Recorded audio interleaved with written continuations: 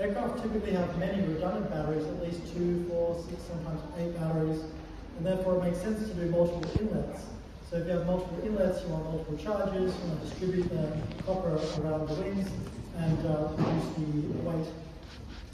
Cars are also sporadically charged, somewhat opportunistically, whereas aviation, you're charging every single flight because you have to get that flight time plus reserves back into the batteries ready for the next flight.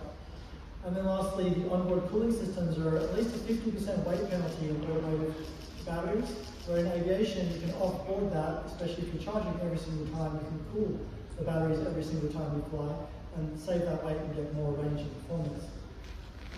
So more to the point, we should use car chargers because they were built for cars without wings to drive up to them and charge with short cable lengths. If you try and use the same chargers for aircraft with 50-foot wingspans, there's a high chance you're going to get hanger rash from the wings hitting the chargers, and the cables are going to get worn out from being dragged along the tarmac. Also, the cables for DC charging, especially CCS 1 and 2, were never designed to be very long, so the communication signals are not designed for that range. And they're not really modular and upgradable. If you stick with car charging standards, you don't have a future-proofing ability.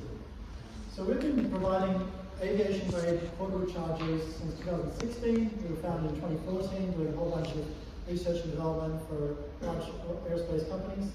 And here's 2 examples of Ampere using our 30-kilowatt charger. We're flying from the UK to Scotland and Ireland and back. They're a California-based company though, and Archer charging at midnight while they're still in stealth mode.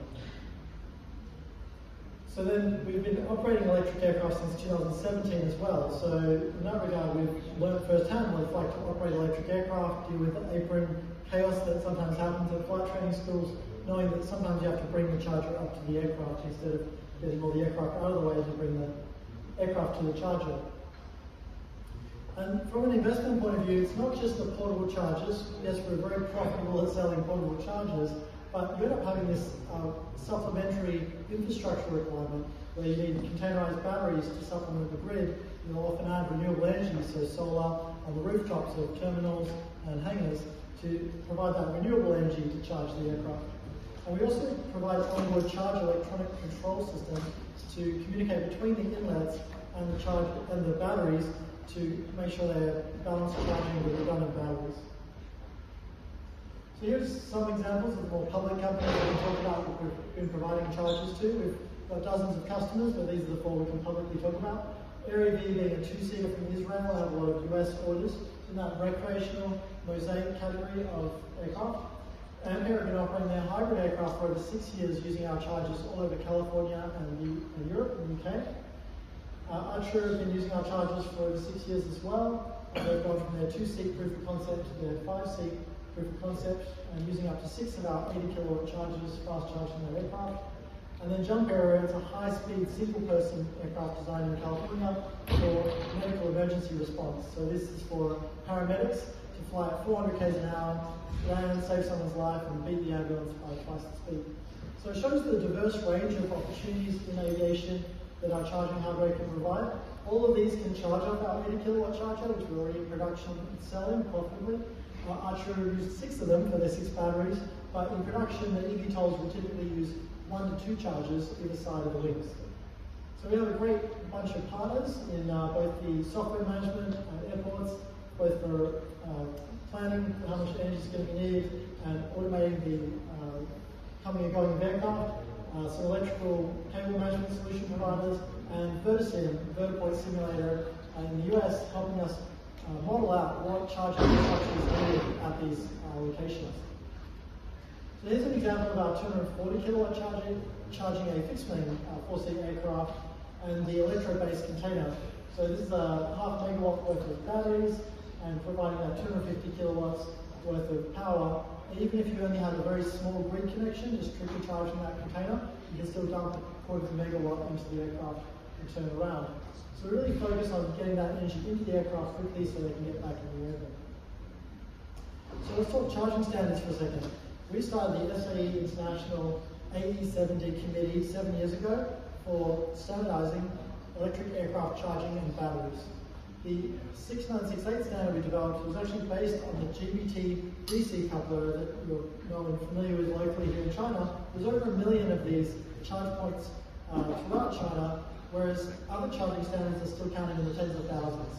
So it's a substantially more mature charging standard, and it's a lot more power dense than the US and European CCS 1 and 2, which I'll talk about next.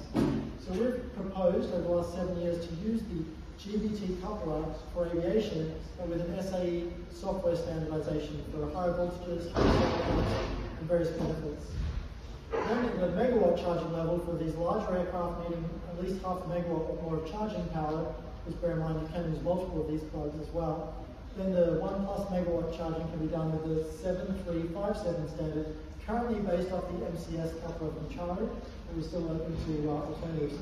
Lastly, Joby have developed their own proprietary standard, but they have open sourced it, and they've shared the information with us to be able to offer their coupler on our chargers.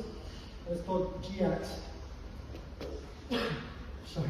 Short for Global Electric Aircraft Charging Standard. The difference being is it integrates liquid cooling and dual power for 2 battery independent charging in the one coupler. It is substantially more expensive though, so you've got to factor in that while you are saving weight of the aircraft to integrate all that in one, you are adding cost to the infrastructure. So while we're not recommending everyone moves to that standard, we are wanting to see both being supported for now and see where things land. So I'm conscious of time. Just to emphasize that CCS 1 and 2 are not suitable long term. There's a lot of problematic issues around the redundancy of the AC pins, lack of auxiliary power, too heavy of inlets, lock mechanisms that can fail on the aircraft and become a service nightmare, and the DC pins are actually smaller. So there's lots of reasons to standardize to GBT. I've got very good support from most of the Chinese manufacturers to do that, but I want to continue that internationally and make sure we standardize and not have too many standards. And then why 6968 instead of just the conventional GBT? I won't get into the weeds, but there's a whole bunch of reasons we've improved it for aviation, and I really want the aviation industry to adopt this so that we have a good international standard going forward, not just based on the automotive standard. So summarizing, that we really want to be the end-to-end provider of onboard charge electronics, the inlets, the portable chargers, and the energy storage solutions. And we're one of the only that we know of aviation charger providers that are vertically integrated and aviation certified. So yeah, there's the 240 kilowatt charger that we're in the final production phases of now. The 80 kilowatts already been in production. And then the 640 kilowatt is under development. This is to support even more powerful aircraft as the batteries improve and allow dual 320 kilowatts worth of power going into each wing. And this visually shows you how they're quite flexible at plugging into different locations around the aircraft. So the crocodile arm, as we call it in Australia, or alligator arm in North America, allows you to get the charger up around the back of the aircraft, out of the way of where the passenger's getting in and out. So as soon as it lands, you've got a nice clear 50-foot square to land on. You bring the charger up around, no matter what orientation it landed at, plug into those 2 inlets, wherever they are in the aircraft, and then get people on and off with unobstructed access. This is the most common layout we're seeing, where it's an inlet in each wing, and you bring the charger around the back so that you can get on and off the aircraft either side of the fuselage.